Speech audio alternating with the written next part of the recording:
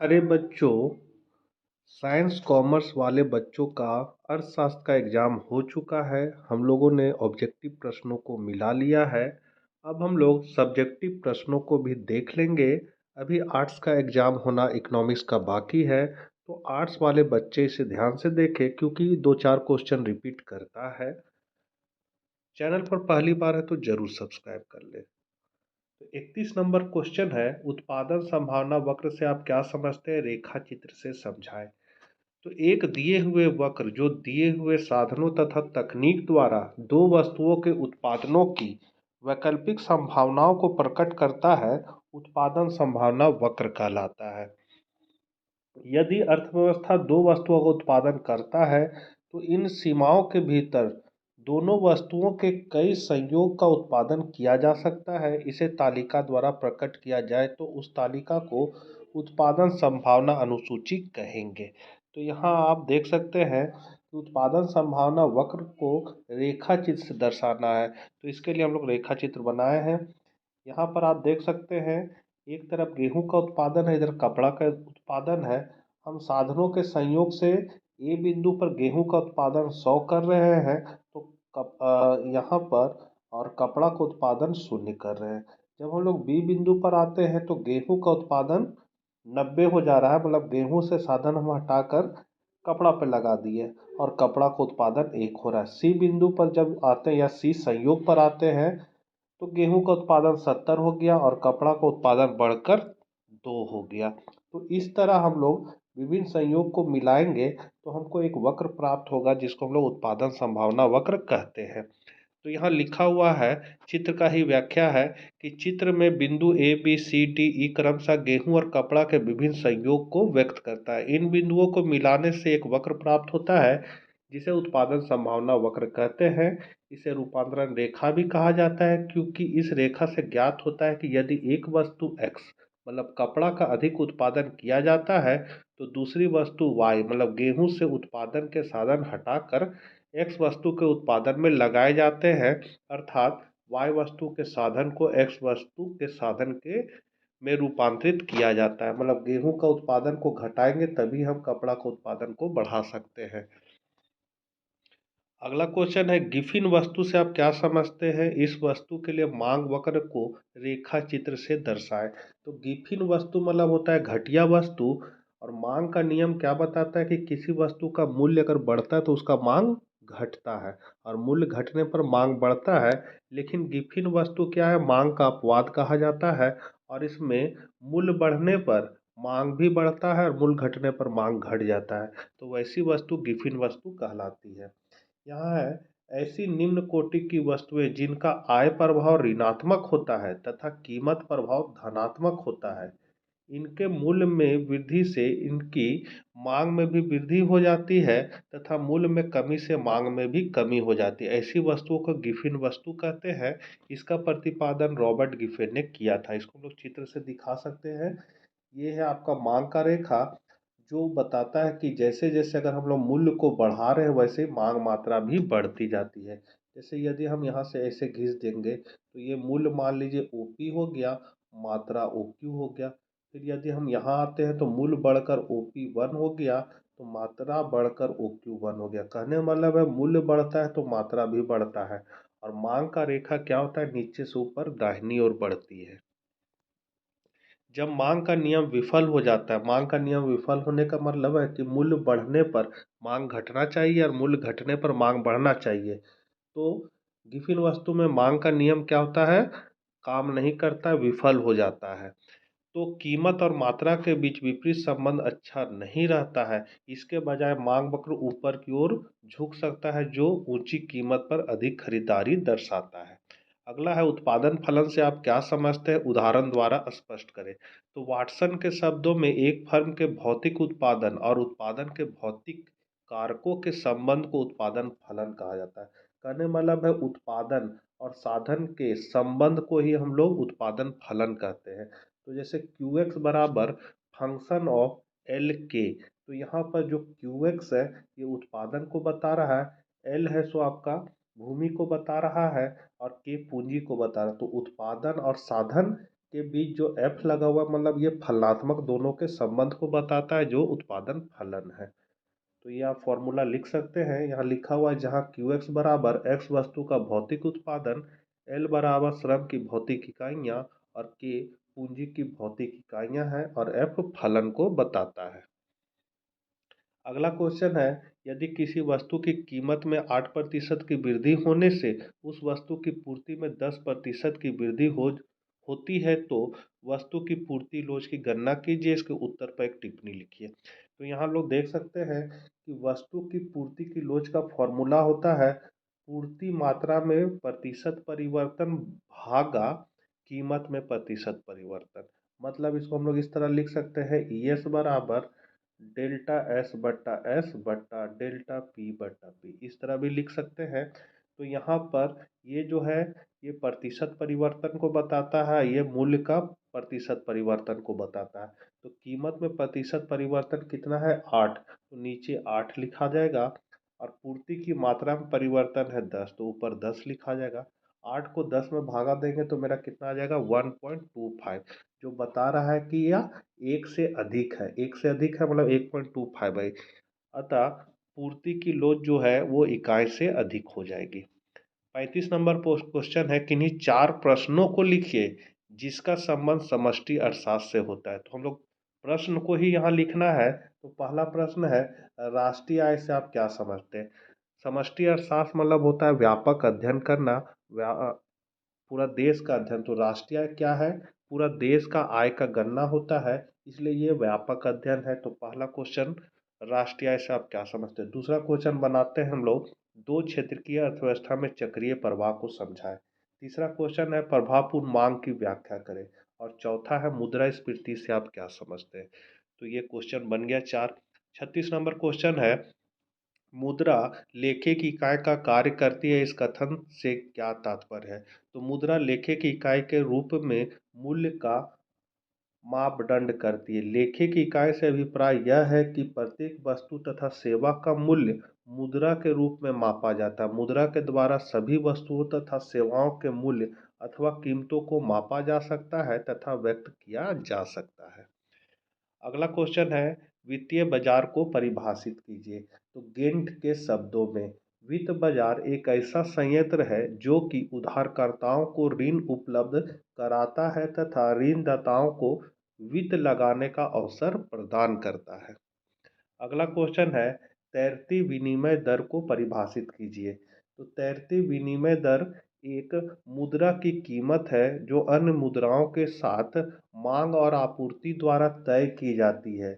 इसमें एक मुद्रा की कीमत अन्य मुद्राओं के सहयोग से मांग और आपूर्ति द्वारा तय की जाती है।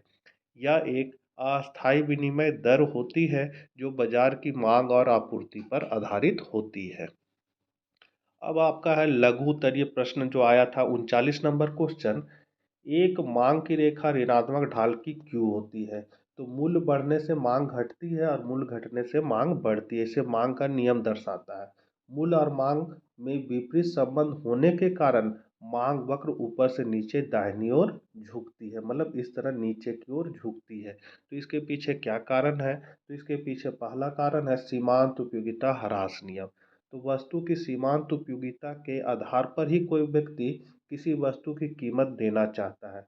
यदि सीमांत उपयोगिता पर अधिक कीमत तथा मांग जबकि कम सीमांत उपयोगिता पर कम कीमत तथा मांग होती है। चूंकि सीमांत उपयोगिता रेखा ऊपर से नीचे झुकी रहती है, इसलिए मांग की रेखा भी ऊपर से नीचे दाहिनी ओर झुकी रहती है। दूसरा है आय प्रभाव। तो एक वस्तु की कीमत में परिवर्तन होने के फलस्वरूप खरीदार की वास्तविक आय में परिवर्तन होने के कारण वस्तु की मांगी गई मात्रा में होने वाले परिवर्तन को आय प्रभाव कहा जाता है। यहाँ आय हो जाएगा, आय प्रभाव कहा जाता है। अगर कीमत अधिक हो जाती है तो उपभोक्ता की उस वस्तु के रूप में वास्तविक आय घट जाती है जिससे मांग घट जाती है। तीसरा पॉइंट है आपका सम सीमांत उपयोगिता नियम। तो प्रत्येक वस्तु की मात्रा अधिक खरीदने से उसकी सीमांत उपयोगिता कम हो जाती है, लेकिन इसलिए उपभोक्ता उस वस्तु की अधिक मात्रा तभी खरीदेगा जब उस वस्तु की कीमत कम होकर सीमांत उपयोगिता के बराबर हो जाएगी। इससे स्पष्ट होता है कि कीमत कम होने पर वस्तु की अधिक मात्रा खरीदी जाएगी तथा कीमत बढ़ने पर कम मात्रा खरीदी जाएगी।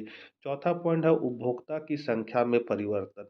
तो प्रोफेसर मेयर्स ने इस तथ्य को स्पष्ट किया है, जब किसी वस्तु के मूल्य में कमी होती है तो उसके क्रेताओं की संख्या में वृद्धि हो जाती है, अतः वस्तु की बाजार मांग बढ़ जाती है। इसके विपरीत जब किसी वस्तु का मूल्य बढ़ जाता है तो बहुत से क्रेता जिनकी आय कम होती है उस वस्तु का क्रय बंद कर देते हैं, तब वस्तु की मांग घट जाती है। 40 नंबर क्वेश्चन है, औसत लागत से आप क्या समझते हैं या सीमांत लागत से किस प्रकार संबंधित है, रेखाचित्र से स्पष्ट करें। तो मूल्य सिद्धांत में एसी मतलब औसत लागत तथा सीमांत लागत का संबंध अत्यंत महत्वपूर्ण होता है। कुल उत्पादन लागत को उत्पादित इकाई से भाग देकर औसत लागत ज्ञात किया जाता है। तो औसत लागत का फॉर्मूला है कुल लागत बट्टा यूनिट ऑफ प्रोड्यूस। सीमांत लागत क्या होता है, तो एक अतिरिक्त इकाई का उत्पादन करने से लागत में जितनी वृद्धि होती है उसे उस इकाई विशेष की सीमांत लागत कहा जाता है। इसका फॉर्मूला होता है MC बराबर TCN-1 और इसको हम लोग इस तरह दिखा सकते हैं। ये है आपका औसत लागत, ये है आपका सीमांत लागत। तो यहाँ पर संबंध क्या है कि जब औसत लागत घटता है तो सीमांत लागत घटता है और इससे कम रहता है।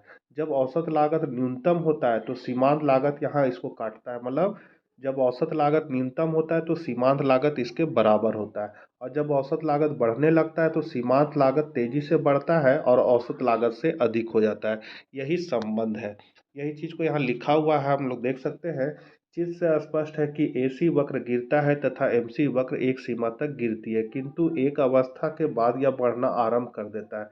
जब AC वक्र न्यूनतम होता है तब MC वक्र AC वक्र को न्यूनतम बिंदु पर काटते हुए तीव्र गति से ऊपर बढ़ता है, अर्थात MC AC वक्र से ऊपर होता है। MC वक्र AC वक्र के को न्यूनतम बिंदु पर काटती है। इसे गणितीय विधि द्वारा सिद्ध किया जा सकता है। आप चाहे तो ये मैथ को छोड़ सकते हैं।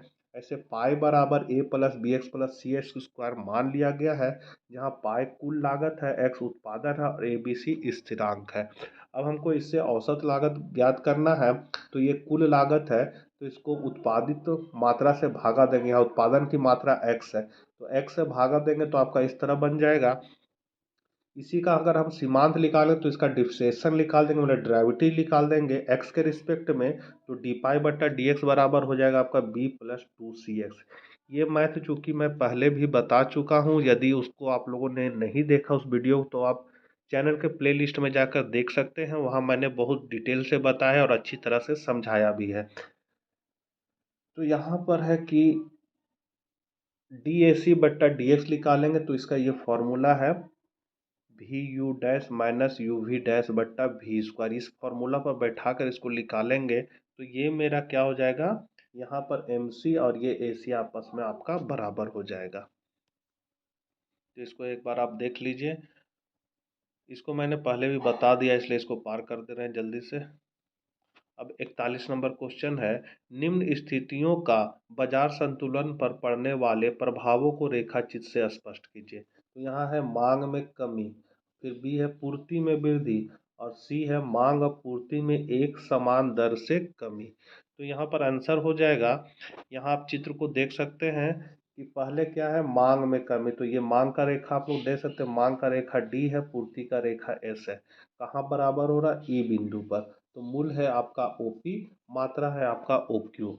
अब है कि मांग में कमी हो जा रहा है, पहला पॉइंट क्या बोल रहा है यहाँ, मांग में कमी। तो मांग में जब कमी होगा तो मांग वक्र कहाँ आ जाएगा, अपना बायां ओर शिफ्ट कर जाए, तो ये बायां ओर शिफ्ट कर गया। तो यहाँ हम लोग देख रहे हैं मूल्य जो पहले OP था वो घटकर OP1 हो गया है, और मात्रा जो पहले OQ था वो घटकर OQ1 हो गया। कहने मतलब है कि मांग में कमी होने पर संतुलन कीमत जो है वो घट जाती है और संतुलन मात्रा भी घट जाती है। बी स्थिति कहता है पूर्ति में, बी कह रहा है आपका पूर्ति में वृद्धि। तो पूर्ति में जब वृद्धि होगा तो उसका वक्र दाईं ओर शिफ्ट करेगा। तो यहाँ है ये मांग है, ये पूर्ति है, ई बिंदु पर बराबर है। यहाँ पी मूल्य है, मात्रा है ओ क्यू। अब पूर्ति में क्या हो जा रहा है, वृद्धि हो रहा है। पूर्ति में जब वृद्धि होगा और मांग कम रहेगा तो मूल्य क्या होगा, घट जाएगा। तो मूल्य जो पहले ओपी था घटकर ओपी 1 हो गया, और मात्रा जो ओ क्यू था वो बढ़कर OQ1 हो गया। अब मांग और पूर्ति E1 बिंदु पर बराबर हो रहे हैं, तो संतुलन अब E1 बिंदु पर होगा, जो पहले से क्या हो गया, कम हो गया है। और तीसरा पॉइंट बता रहा है कि मांग और पूर्ति में एक समान दर से कमी हो जाए।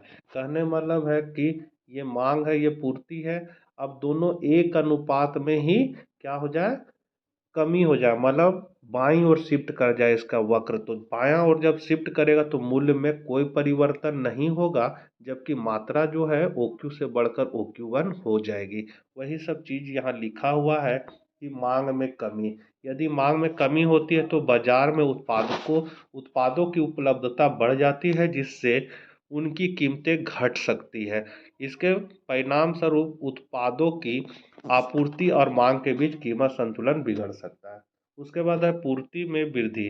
तो यदि पूर्ति में वृद्धि होती है तो बाजार में उत्पादों की उपलब्धता बढ़ सकती है, जिससे उनकी कीमतें घट सकती है। सी है मांग और पूर्ति में एक समान दर से कमी।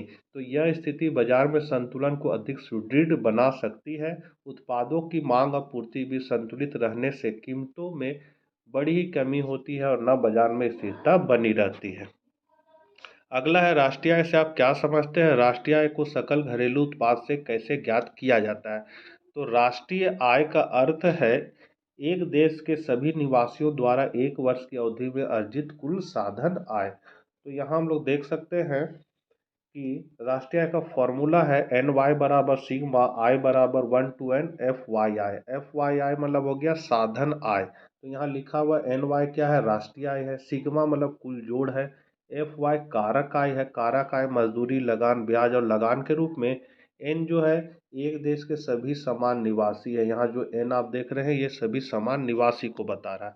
अब है राष्ट्रीय आय को सकल घरेलू उत्पाद से ज्ञात करने के लिए आमतौर पर ग्रॉस डोमेस्टिक प्रोडक्ट मतलब GDP का उपयोग किया जाता है। GDP एक देश की वास्तविक आर्थिक गतिविधियों का मूल्यांकन करता है, जो संग्रहित वस्त्र, खाद्य और सेवाओं के उत्पादन और वितरण में होती है। इसके माध्यम से सकल घरेलू उत्पाद का मूल्य प्राप्त किया जा सकता है, जिससे राष्ट्रीय आय का आकलन किया जा सकता है। GDP को 3 मुख्य तत्वों से प्राप्त किया जाता है। उत्पाद, सेवाएं, इसमें उत्पादन का मूल्य और सेवाओं का मूल्य शामिल होता है। व्यय, तो उत्पादन के लिए विभिन्न सामग्रियों की खरीदारी और खर्च शामिल होते हैं। सी है आपका निवेश।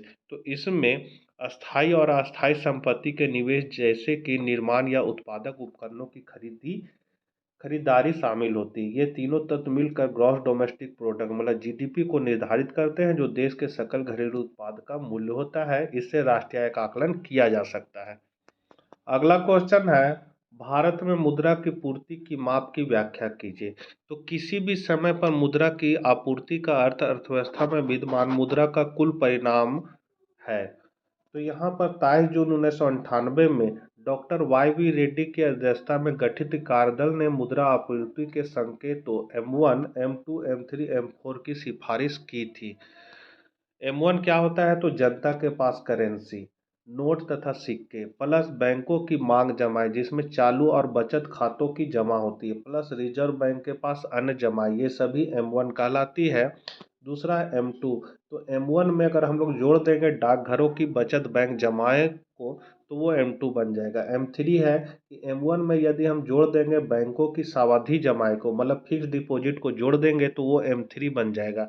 और M4 जो है वो M3 में जोड़ देना है डाकघर की कुल जमाए को। मुद्रा की पूर्ति मुद्रा अधिकारियों द्वारा स्वतंत्र रूप से निर्धारित की जाती है। मुद्रा की पूर्ति के दो निर्धारक तत्व हैं। पहला है आपका व्यावसायिक बैंकों की जमा राशि तथा दूसरा है लोगों द्वारा रखी जाने वाली मुद्रा की मात्रा। तो इसलिए M बराबर मुद्रा की पूर्ति हो गया, D जो हो गया वो व्यावसायिक बैंकों की जमा राशि हो गया, C जो हो गया लोगों द्वारा रखी जाने वाली मुद्रा की मात्रा हो गया। तो ये समीकरण बन जाएगा M बराबर D प्लस C। उसके बाद है शक्तिशाली मुद्रा 3 तत्वों से निर्धारित होती है। पहला शक्तिशाली मुद्रा को हम लोग H बोलेंगे, तो इसका निर्धारक तत्व है लोगों द्वारा नगद मुद्रा की मांग जिसको हम लोग C बोलेंगे। बैंकों द्वारा रिजर्व अनुपात की मांग जिसको हम लोग RR बोलेंगे। और बैंकों द्वारा अतिरिक्त रिजर्व की मांग, जिसको हम लोग ER बोलेंगे। तो ये समीकरण 2 बन जाएगा। समीकरण 1 और 2 को आपस में क्या करेंगे, भागा लगा देंगे। उसके बाद मेरा समीकरण कुछ इस तरह बन जाएगा। इसको भी हम पहले समझा चुके हैं डिटेल में। यदि आप लोगों ने उस वीडियो को नहीं देखा, प्लेलिस्ट में देख लीजिएगा। इसमें हम लोग क्या करेंगे कि ये इसको अंश कहते हैं, इसको हर कहते हैं। सभी अंश और हर में d से भागा लगा देंगे। तो यहाँ d से भागा लगाएं तो d बट्टा डी हो जाएगा, c को हो जाएगा c बट्टा डी, ये c बट्टा डी, आर बट्टा डी और ER बट्टा डी हो जाएगा। उसका ये डी कट के 1 बच गया, ये सी बट्टा डी, बाकी सब सेम उतर गया। अब यहाँ सी बट्टा डी जो है उसको हम लोग CR लिखेंगे इस तरह। ये भी आपका CR बन जाएगा। ये अब मेरा लिखाएगा R, इसके नीचे छोटा r, और ER बट्टा डी जो है वो लिखा जाएगा मेरा भागा दे के ER छोटा r। इस तरह सबको लिख के यहाँ इसके जगह पर बैठा देंगे। तो यहाँ बैठा दिया गया है। तो मेरा कुछ इस तरह का बन जाएगा समीकरण। अगला क्वेश्चन है, सरकारी बजट के किन्हीं 3 उद्देश्यों की व्याख्या कीजिए। तो सरकारी बजट एक वित्तीय वर्ष की अवधि के दौरान सरकार की प्राप्तियों मतलब आय तथा सरकार के व्यय के अनुमानों का विवरण होता है। सरकारी बजट के उद्देश्य क्या है? तो पहला है आय तथा संपत्ति का पुनः वितरण। संपत्ति और आय का समान बंटवारा सामाजिक न्याय का प्रतीक है, जो कि भारत जैसे किसी भी कल्याणकारी राज्य का मुख्य उद्देश्य होता है। दूसरा है आपको संसाधनों का पुनः आवंटन।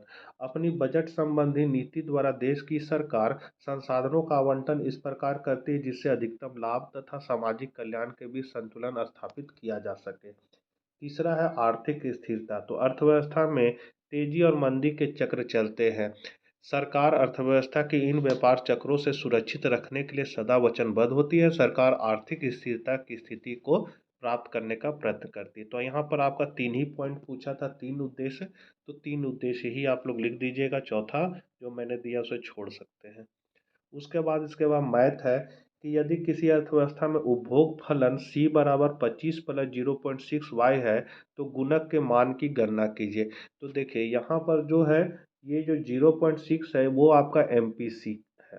तो यहाँ उपभोग फलन का यह पूरा फॉर्मूला है, और MPC क्या हो जाएगा, ये 0.6 कहलाएगा। तो जब MPC हमको पता है तो गुणक का फॉर्मूला होता है 1/1 माइनस MPC। अब MPC के जगह पर क्या बैठा देंगे, 0.6 बैठा देंगे। तो हम यहाँ पर बैठा दिए हैं 1/1 माइनस MPC, 1/1 माइनस 0.6। एक में 0.6 को घटाएं तो 0.4 बचेगा, पॉइंट हटाएंगे तो ऊपर 0 पड़ जाएगा। 4 से 10 को भागा देंगे तो 2.5 आ जाएगा। तो गुणक का मान कितना हो जाएगा, 2.5। 46 है, मितव्ययिता के विरोधाभास की व्याख्या कीजिए। तो मितव्ययिता के विरोधाभास से अभिप्राय यह है कि यदि अर्थव्यवस्था के सभी लोग अपनी आय से बचत के अनुपात को बढ़ा दे तो अर्थव्यवस्था में बचत के कुल मूल्य में वृद्धि नहीं होगी। इसका कारण यह है कि सीमांत बचत प्रवृत्ति के बढ़ने से सीमांत उपभोग प्रवृत्ति कम हो जाती है और निवेश गुणक भी कम हो जाता है। फलस्वरूप आय में वृद्धि की दर भी कम हो जाती है। इस प्रकार बचत बढ़ाने से कुल बचत का बढ़ाना आवश्यक नहीं है। नीचे दिए गए चित्र से स्पष्ट है कि सीमांत उपभोग प्रवृत्ति के कम SS से S1 पर खिसक जाएगा। फलस्वरूप राष्ट्रीय आय भी घटकर OY1 से OY2 हो जाती है, जिससे बचत फिर कम हो जाएगी। इस प्रकार बचत में वृद्धि नहीं हो सकेगी। मितव्ययिता से हम आय बढ़ाना चाहते थे, परंतु यह विरोधाभास है। इससे आय बढ़ने के बजाय कम हो जाएगी। तो यहाँ आप इस चित्र को देख सकते हैं। ये आय जो बढ़ना चाहिए था वो घटकर OY2 हो जाता है, जो घट जाता है। कि पहले आपका ये था बचत वाला, ये रेखा था, अब ये रेखा हो गया। तो ये पहले की तुलना में OY1 था जो आय घटकर OY2 हो गया है। तो ये आपका मितव्ययिता के विरोधाभास कहलाते हैं। अब यहाँ से दीर्घ उत्तरीय प्रश्न है जिसको हम लोग नेक्स्ट वीडियो में देखेंगे। तो मिलते हैं नेक्स्ट वीडियो साथ, तब तक के लिए आज्ञा दीजिए। जय हिंद, जय भारत।